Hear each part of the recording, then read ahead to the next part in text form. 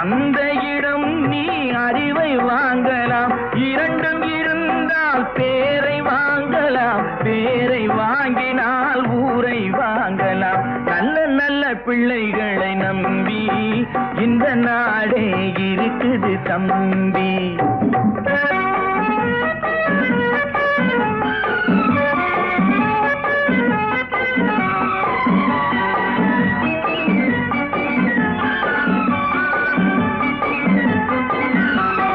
கருணை இருந்தால் வள்ளலாகலாம்,